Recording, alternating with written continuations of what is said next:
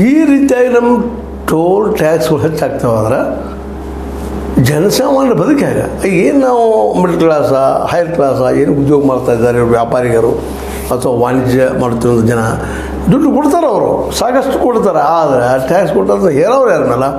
ಜನಸಾಮಾನ್ಯರ ಮೇಲೆ. ಯಾಕಂದರೆ ದೇಶದ ಒಟ್ಟು 1181 ಟೋಲ್ ನಾಕಾಗಳಿದ್ದಾವೆ. ಅದರ ಕರ್ನಾಟಕದ ಎಷ್ಟಪ್ಪ ಅಂದ್ರೆ 323 ರಾಜ್ಯ ಹೆದ್ದಾರಿಗಳಲ್ಲಿದ್ದಾವೆ ಟೋಲ್ ನಾಕಾಗಳು.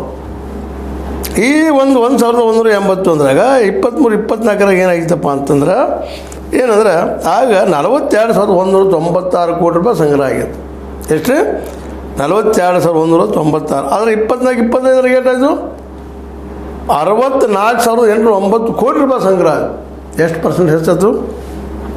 ಹೆಚ್ಚು ಕಡಿಮೆ 35% ಹೆಚ್ಚಳ. ಅಂದಾಗ ಈ ದುಡ್ಡನ್ನು ಅವ್ರು ಎಲ್ಲಿ ತೆಗಿತಾರಪ್ಪ? ಇಲ್ಲಿ ಟ್ಯಾಕ್ಸ್ ಅಂತ ತೊಗೊಂಡ್ರು ಸರ್ಕಾರ ಮತ್ತು ಆ ವ್ಯಾಪಾರಿಗಳು ಕೊಟ್ಟರು, ತೆಗಿತಾರೆ. ಇಲ್ಲಿ ಅದು ಜನಸಾಮಾನ್ಯರ ಮೇಲೆ ಪ್ರತಿಯೊಂದು ಇವತ್ತು ವಸ್ತು ತುಟ್ಟಿ ಬದುಕೋದು ಕಷ್ಟ ಆಗಿದೆ. ಇವತ್ತು $1 ಮುಂದೆ $100 ದಾಡಿತು. ನಮ್ಮ ರೂಪಾಯಿ $100ಕ್ಕೆ $1 ಮುಂದೆ ಹೆಂಗೆ?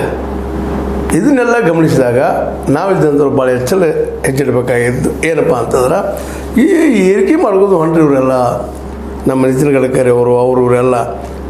ಇದಕ್ಕೇನು ಪರಿಹಾರ ಏನಂತ ಅವ್ರು ಹೇಳಿಕೆ ಕೊಟ್ಟಿದ್ದಾರೆ. ಇಲ್ಲ ಅಂತಲ್ಲ, ನಾವು ಮಾಡ್ತೀವಿ, ಒಂದಿಷ್ಟು ಸುಧಾರಣೆ ಮಾಡ್ತೀವಿ, ಬದಲಾವಣೆ ಮಾಡ್ತೀವಿ, ಹಾಗೆ ಹೀಗೆ ಏನೋ ಕೊಟ್ಟಿದ್ದಾರೆ. ಆದರೆ ಸಾಧ್ಯ ಐತಿಲ್ಲ ಅದು. ಇಲ್ಲಿವರೆಗೆ ಪರಿಹಾರ ಮಾಡ್ತೀವಿ ಅಂತ ಹೇಳಿದ್ವಿ, ಒಂದು ಹೊಸ ಇದನ್ನು ತರ್ತೀವಿ ಅಂತ ಹೇಳಿದ್ರು ನಮ್ಮ ನಿತಿನ್ ಗಡ್ಕರಿ ಅವರು. ಗ್ರಾಹಕರಿಗೆ ರಿಯಾಯಿತಿ ಕೊಡ್ತೀವಿ ಅಂತೂ ಹೇಳಿದರು, ಅದು ಇಲ್ಲಿವರೆಗೆ ಆಗಿಲ್ಲ.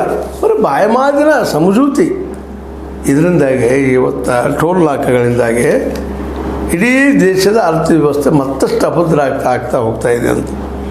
ಅದ್ರ ಜೊತೆಗೆ ವಾಣಿಜ್ಯಿಕ ವಾಹನಗಳು, ಅಂದರೆ ಈ ಕಮರ್ಷಿಯಲ್ ಪರ್ಪಸ್ ಅಂತ ವಾಹನಗಳು ರೇಟು ತುಟ್ಟಿ ಆಗಿಬಿಟ್ಟಾವೆ ಇವತ್ತು. ಅವು ಹೆಚ್ಚಳದು ಏಪ್ರಿಲ್ 1ರಿಂದ.